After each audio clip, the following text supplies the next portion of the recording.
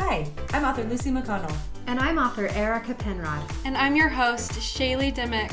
This is Angels Unscripted, where we talk all things angels. Did you know you have angels all around you? Join us as we talk books, friendship, romance, family, and more to discover the unscripted angels in your life. Hello and welcome back to Angels Unscripted. I'm author Lucy McConnell and this is my co-author Erica Penrod. We're here today to discuss our 10th book in the Angel Institute story. I know. 10 books. 10 books. We started with the original 8 and have added 2 bonus books this Christmas, which I'm so excited to share with you guys. If you have already purchased the books from our website, then you will get an email from Shopify. I don't know if it comes from Shopify or Angel Institute. I don't know how that works. With a code to get each book for just 99 cents. And if you haven't bought them and you would like to buy them, now is the time. So Yay. I know, because they're available, which is so exciting. So today we're going to talk about the 10th book, which Erica wrote. And tell us the main character's name. Her name is Harper. Harper. I love that name. I know. I like that name too. Yeah. I was just thinking as you said 10 books. I'm like, wait, can I remember all of them?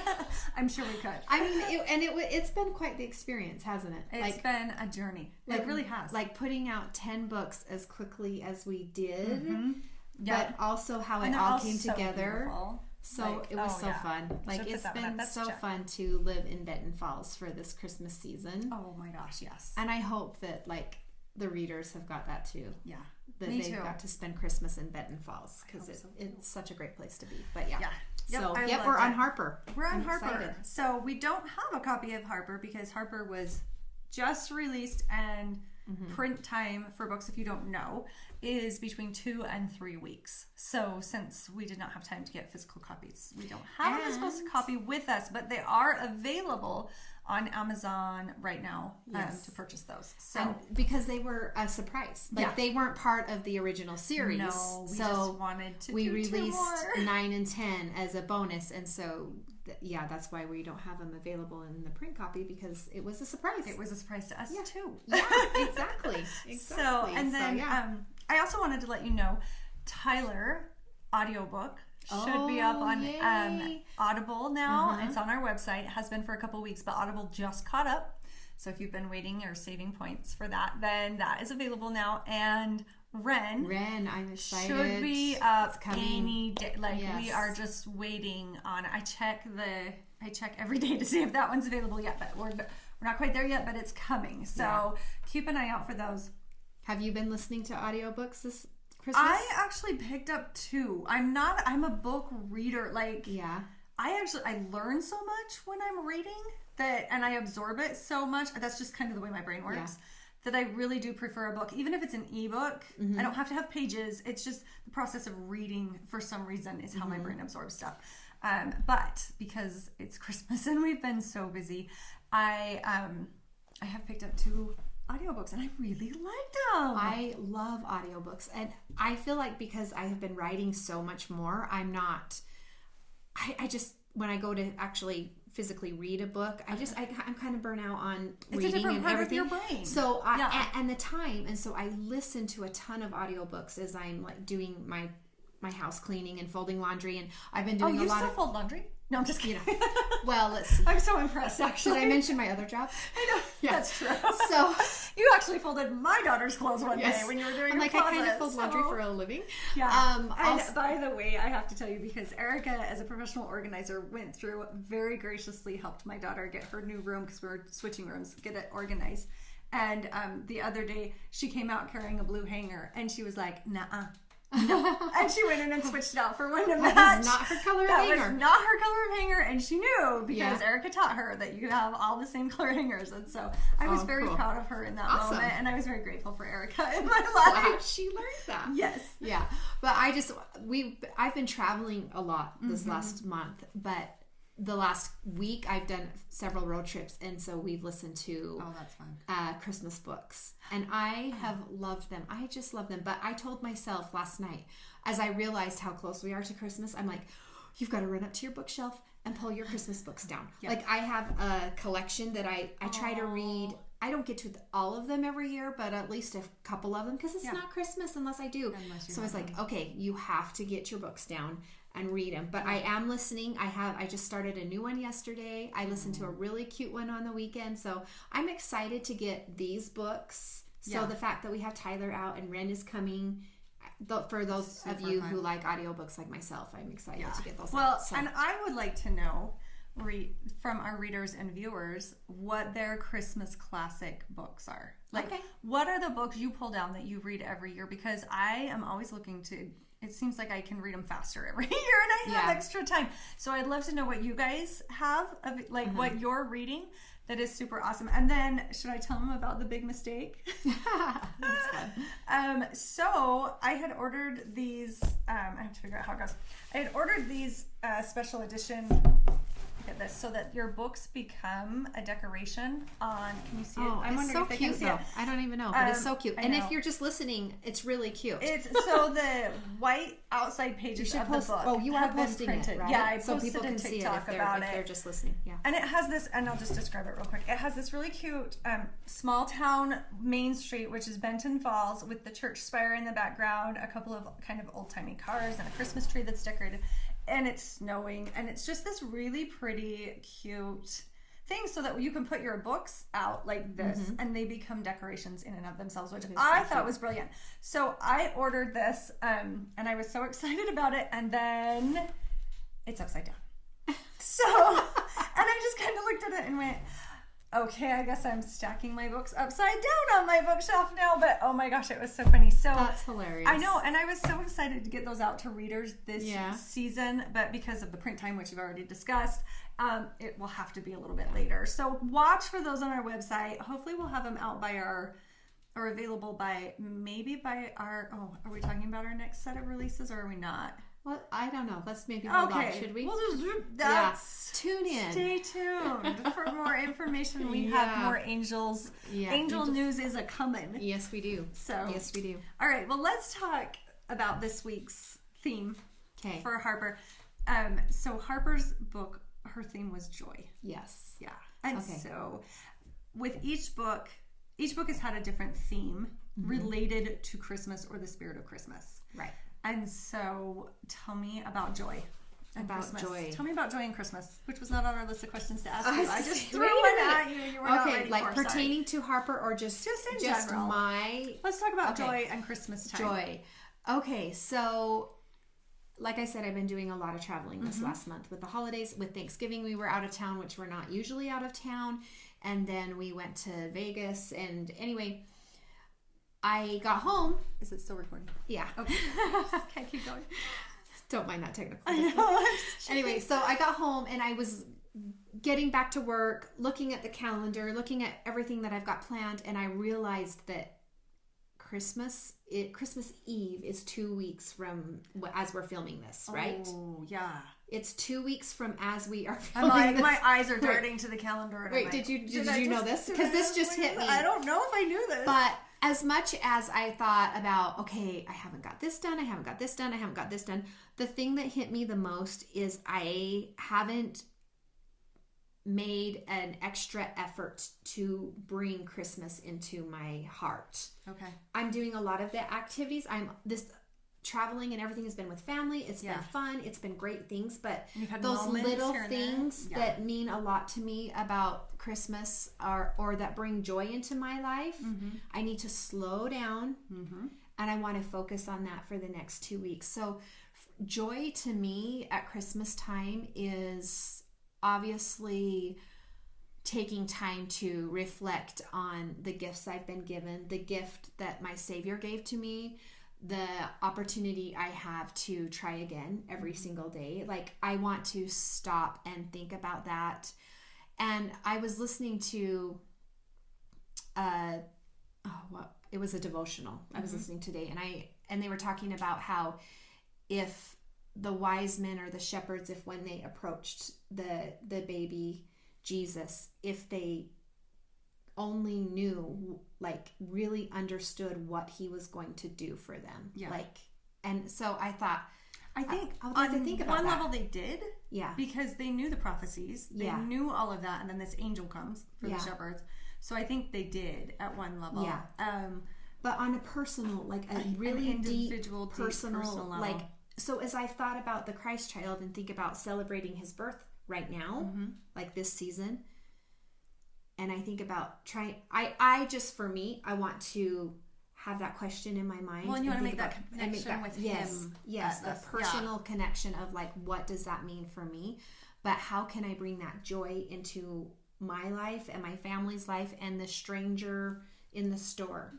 I'm really big on, I love spreading it. Yes. Spread it far and wide. I love the challenge of trying to see Christ, the true meaning of Christmas, in everything. Yeah. In the Santa display, in the snowman, in the snowflakes hanging from the department store ceiling. Like, I love those. Yeah, we should. It's like, why don't we have those? Wait a minute. But do you know what I mean? I do. Those are the things that bring me joy. Like, I just love spending time for him everywhere. And looking for him everywhere. Yeah. Yes. Yeah. And I think when people say you should carry Christmas with you all year long, I think that's what it is. Is looking for him in everything. Yeah. Like that is just such a when I talk to my sons who are grown, I'll ask them, what was your miracle this week? Yeah. Kind of a thing. And I'll say, what was your miracle this week? And because they start focusing, they know mom's going to ask. They're like, she's going to ask me that. I got to have an answer. It's really good for them because it's directed their focus to see the hand of God in their lives, at least on a weekly basis, as moms like going to ask. And so sometimes there's this like hemming and hawing as they're thinking back over their week. Yeah. And they may not have seen it in the moment, and then they go back and they're like, oh yeah, this thing happened, kind of a deal. And so it's taking that time to list your gratitudes, like what we've been talking about this whole time. Yep. The superpower of grateful, gratitude. Joy, all those things go together. And I love how we talked about, I don't know if it was last episode or a couple episodes ago, about how gratitude, at Thanksgiving kicks it off. And then we go into the joy of the Christmas season. Because I really feel like when a whole country focuses, at least for that day, even if it's only for the 5 minutes around the table before they carve the turkey, when they're like, everybody list something that you're grateful for. Right. Go. And that's like literally the only time, even that 5 minutes of every family throughout the United States listing something they're grateful for, I really believe that there is, for lack of a better term, an energy shift. Right. Like, I wish there was a better term. I really do. But it's like, if there's this, or maybe it's a glow up. We experience a glow up of something. I don't know what the term would be. But yes, I really do believe that even that small little focus of everyone across the nation and it's usually probably within 4 hours that we're all sitting down to eat, right? Depending on time zones. I just think that there is a shift that happens, and that's why the spirit of Christmas and the joy comes so much easier this time of year, is because we have all done that. Yeah. I love that. Yeah.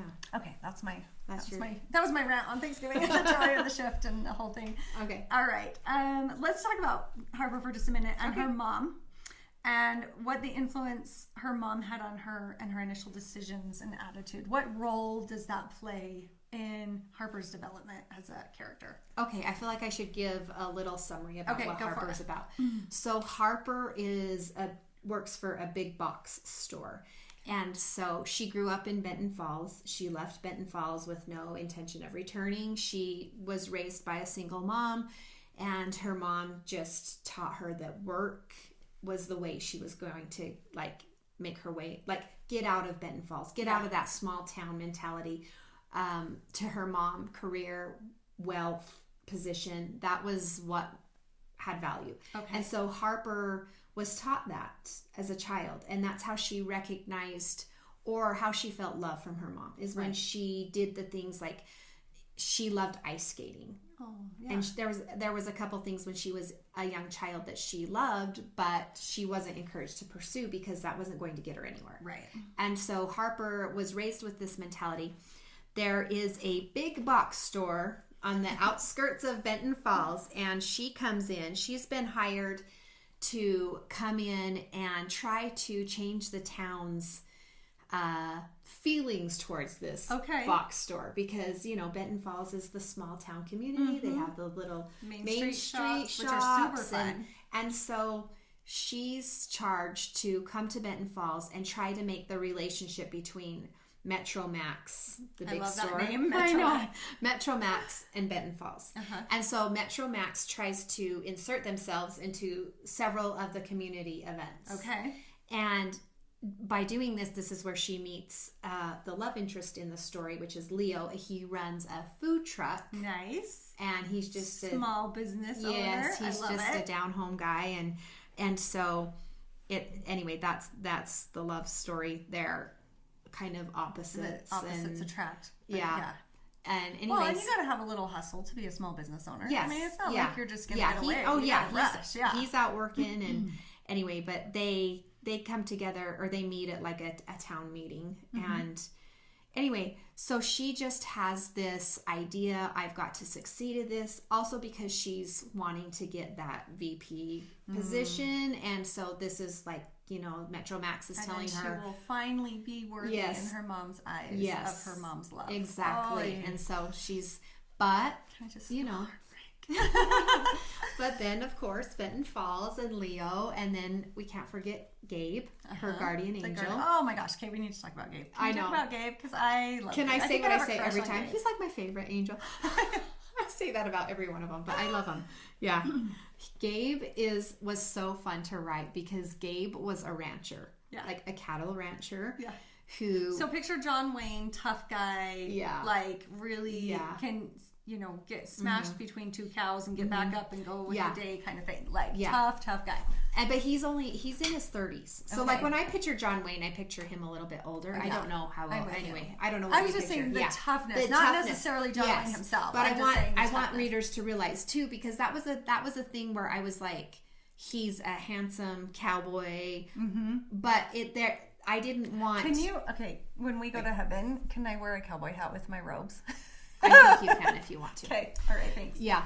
So I had to clarify between Harper and Gabe's relationship, where she sees him as a big brother, type thing, because he is young, and handsome, but she doesn't see him that way. Yeah. But the thing that I love about Gabe, his backstory, because he's this tough cowboy rancher, handles all these hard things in his life. Calloused hands, big muscles, the whole day. Okay. He gets stung by a bee and dies. Because allergic reaction, taken down by so a little he's not tiny super bee. proud of that. Okay, like it's embarrassing. Yeah, it's not his I don't think we've had an angel who was embarrassed about how they died. Like, I think this is the first one. I have one that was like upset. Yeah, like Rebecca, because she was like 22 and she's like in a car accident or a bus or something. Felt like it was too soon, kind of thing. But like he's really not proud.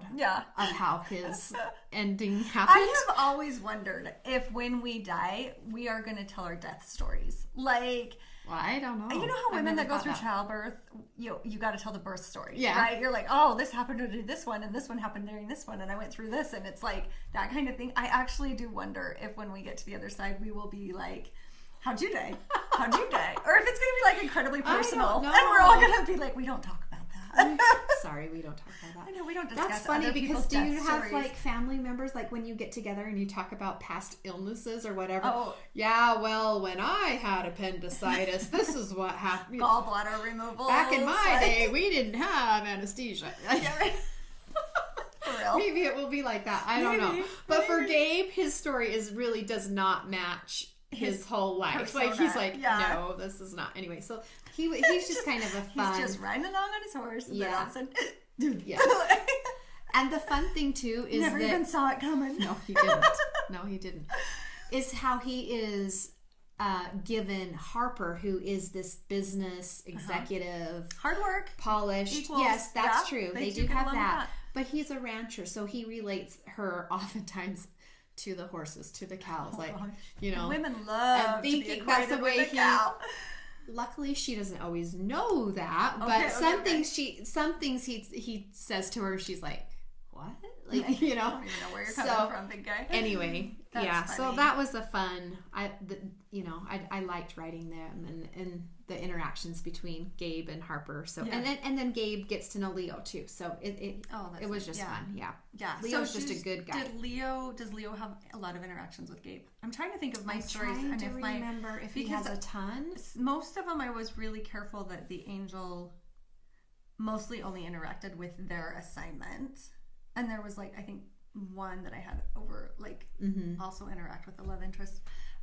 But I was very like, that's not my assignment. Like, you're not my assignment. Even one time the guy's like, she's like, are you watching over my brother too? And he's like, no. Yeah. Like, I'm here just for you. I love that you approached it like that because what's so interesting is writing this series with you. We talked about a lot. We world build together. We did all these things, but there are a lot of things that like, are very individual about the books, which is so great because I love that you took that approach because I felt for me, a lot of the times the angel would realize that the person, the love interest, was the way, the tool, the I mean that sounds terrible, not tool, but the like how they were going to use to get to accomplish this. See, now I did have one angel that was jealous of the love interest because the main character would listen to her. Oh, okay. And was like, oh, whatever she says is right. And the angel's like, I said the same thing like 10 seconds ago. And she just really, kind of a thing. So there was that. And then he had a whole talk with Henry about it. Yeah. And Henry was like, does it matter who it comes from if it's truth? Right. Like kind of a thing. Like, and so anyway, it was.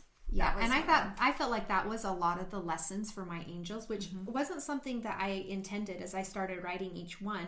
That a lot of the times, which I feel like this is how life works, is that God answers our prayers usually through someone else. Yes. Yep. Most every time through someone else doing something through their actions. And so I felt like that happened a lot in my books. And so my angels did interact. Not as much. They never lost sight of who their assignment was. Right. But they did also interact with them. I take it back because last Harper's that we just talked about, the angel was Your Harper's. Morgan ended up getting very distracted by the main character's parents in the rest home, and because they didn't have anybody visiting them, and she ended up spending a lot of time there, distracted by them, even though they weren't her assignment. Okay. I'm like, wait a minute. There was one. I have to amend that because if you've read the other book, I do recognize that I did do that in that one. Yeah. I'm not. Yeah. Sorry. Well, like I said, after your 5 and my 5, I know it's a lot to keep straight. Hard to remember what angel, who does what. But I don't know. As we've talked about them, I'm like, it's kind of funny how much they've stuck in. Like when we were discussing them the first time and planning things, they were kind of blending. But after that, they've really fleshed out. Because as soon as you say, oh, it's Harper and Gabe, you're like, cowboy, and like, you know. Once I connect the story and the names together, then I can see all of it. Sometimes if you say, hey, what happened with Ren? I'm like, wait. I got Which one was Ren? Ren. Police officer. Yep. Okay, then I can go back and Sadie, the librarian, and I can do that. But sometimes it takes me a second to go back through the 5 and realize which story and one you're talking about. Anyway, because they throw it at it. Yeah. So. But this one, I like this story because it's just, I think that all of them are their own little movie. But as I write, do you do that? Like as I write, I see the story play out like a movie in my head. So I love that has the big store and comes to confront the little town and the main street, and will she go for the big job or will she stay? It has all those elements that are so fun to write about. And those questions are real life questions. Like, I mean, we think that they're very much movie or book related. Like, oh no, I never have to choose between a job and the guy I love. You do. Yeah. Like, you have to make those choices. Even if you're married, you're making decisions around someone else because you want to keep that relationship healthy. Yeah. And so you're going to turn down some things and you're going to accept others because you know that it's going to be a strain or could be a strain on that relationship. So you're like, and I don't know if everybody thinks this way, but I do because I write romance books and I think about how characters interact and things. But I do measure, sometimes I'm like, I have to step away from my computer even though I am loving what I'm doing right now because I need to strengthen relationships with my family. Yes. And so there is that understanding that you have to do that. So I get that. Like we all have to make those choices. And if we're not making them consciously, then they are being made for us. Do you know what I mean? And so I choose to be more conscious about that decision. Yeah. Maybe it's because I've written 200 romance books that I am aware of that. But as you were saying this and talking about your writing and your family, I just had the thought come up. My husband and I had a situation, and we were talking about, and I said, okay, well, this is what I see. And I was like, and he's like, wait, what? You got all of that from this? And I was like, did you forget you're married to an author? Like, that's where my mind goes. That's where it all goes. Like, it was so funny. He was like, oh, yeah. Oh, my gosh. As we see movies in our heads. Oh, it happens. Yeah. Like the other day. No, I just lived out this whole thing as you just said that one sentence. Yes. Okay, the other day we were sitting here and my kids had different friends over and things. And my husband asked one of my son's friends, what do you want for Christmas? And he says, a girlfriend. And one of the other girls standing behind him raised her hand. Like, and we all just, those of us that could see it, laughed, kind of a thing. And then I was talking to my husband later. I'm like, what if you just set it up that they were boyfriend, girlfriend for 2 weeks until Christmas? Like, that they could have a mistletoe kiss, that they could do all wear the sweaters, the magic sweaters. And they knew it was only the and 2 weeks. Totally. And anyway, by the time I was done going through the whole thing, he goes, what just happened? And I said, I outlined my next book. So it was done. But anyway, it was hilarious. It's just funny when you talk to people because you think that's normal. Mm-hmm. I know, and then you find out that even our spouses who have been married to us don't think it's normal. I'm like, we're gonna be up on 26 years of marriage, and it's still not normal yet. So. It just is what it is. That's a good thing we have each other. Yeah, I know. And our wonderful viewers and listeners who understand. People that want to read these stories that we or just create. like to laugh at the way our brains work because they're like, that's funny. Yeah. So we should be wrapping up though. I haven't checked the time. I really should have put a timer on. I'm still figuring out how to do some of this stuff. I know. But okay, last thoughts about Christmas joy. Christmas joy. Yes. Go find it. Go find it. It's yours. It's yours for the making. It is. I just really believe that if you want to have joy, the Christmas spirit, the Christmas joy in your life, you need to find it. And I recognize that in myself the last couple days, that while all the activities are super fun, I just need to make sure I go after that joy and that spirit for myself. Yeah. So I'm really hoping to that this week our town is doing a live nativity. Mm-hmm. So that is one of those things. I'm so excited to go because I hear the script is amazing. Oh, you do? Really? I do. I hear that totally. I'm excited to be immersed in the story on so many different sensory levels that I think I'm just gonna, like you say, slow down. I'm gonna show up at the door.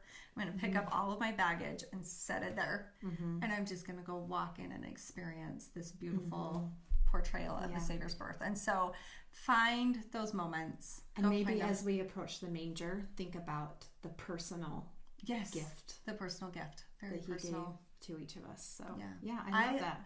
If you think about that manger, and I just was thinking this the other day, a whole atonement for all of mankind was held within a tiny manger. I mean, if that's not a miracle, I don't know what it is. So I love that. All right. Okay, well, I hope you're having a very merry Christmas season. And as always, we'll see you next Monday.